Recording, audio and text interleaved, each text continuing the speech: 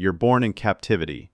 Not in a forest, not in trees, not under open sky. You're born inside an enclosure in Japan. Concrete floor. Artificial climbing structures. Visitors on the other side of glass. You don't know any of that. You only know warmth. For the first few hours, your mother holds you the way nature designed. Your hands lock into her fur automatically. Your body presses against her chest. Her heartbeat regulates yours. Her breathing steadies you. This is how survival begins. Attachment first. Everything else later. Then something changes. She stands up. You slide down slightly. You tighten your grip. She adjusts again. You fall. It's not dramatic. Not violent. Just a shift of weight. You scramble back toward her stomach. She turns away. You reach again. She bares her teeth. Not an attack, but a warning.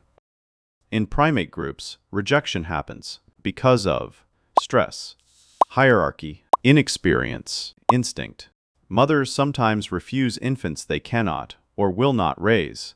It's efficient, it's biological, it's final. But you don't understand any of that. You only understand that when you crawl toward her again, she moves farther. You cry, high, sharp, urgent. Another adult monkey approaches. You think maybe this one will pick you up. Instead, you're pushed aside. A juvenile tugs your leg. You lose balance. You are small enough to be moved by anyone. No one defends you. In a troop, acceptance protects you. Without it, you're just exposed. The keepers notice. They've seen this before. A rejected infant doesn't last long in a social group. You're removed for your own safety. Hands reach in. You're lifted away from the only world you know. You expect her to follow. She doesn't. She doesn't look back. The new space is smaller, quieter, sterile. No bodies brushing against you. No fur to grip. No heartbeat to sync with. Your hands keep closing automatically, searching for something to hold. There is nothing.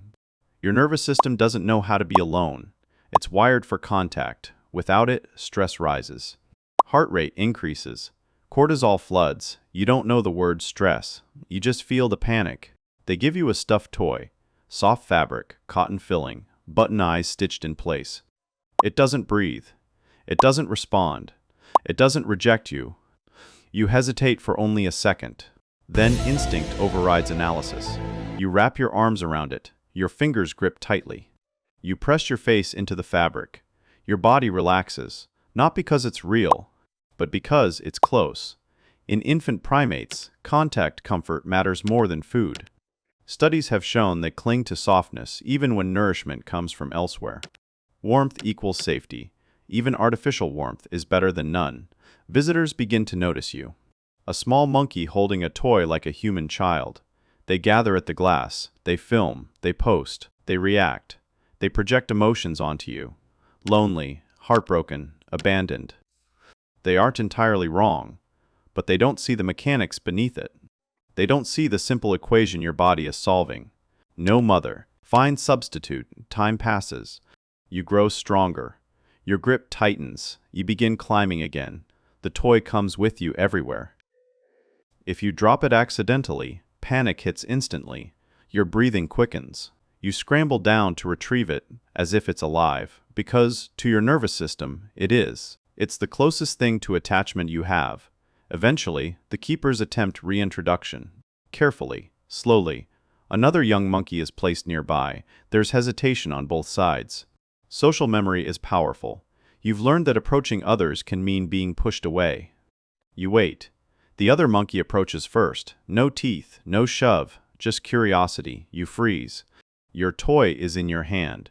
You don't drop it, but you extend your other hand cautiously. It lasts only seconds. Rejection doesn't disappear overnight. You still sleep holding the toy. But now, sometimes, you sit near another body. You start climbing without bringing it every time. You hesitate before grabbing it. Your world is expanding again. Not because rejection didn't happen, but because adaptation did. Humans still come to the glass. They remember the image of you clinging desperately to something inanimate. That image circulates online. It becomes a symbol of loneliness, of abandonment, of innocence. They don't see what happens next. They don't see resilience. They don't see neurobiology repairing itself through gradual contact. They don't see the quiet rewiring happening in your small primate brain. You were rejected. You were isolated. You were the smallest body in the corner. But you survived long enough to relearn connection. That's the part that matters. Not the moment your mother turned away, but the moment you reached again anyway. Now, when you sleep, there is sometimes another young monkey within arm's length.